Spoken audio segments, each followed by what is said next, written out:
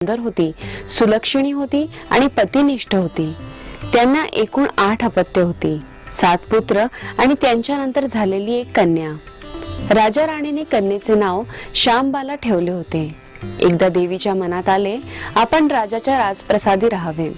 त्याने राजा आणखीन सुखी होईल, प्रजेलाही तो आणखीन सुख देईल. गरिबाकडे राहिले तर सगळ्या संपत्तीचा तो एकटाच उपभोग घेईल, म्हणून देवीने एका म्हातारीचे रूप घेतले.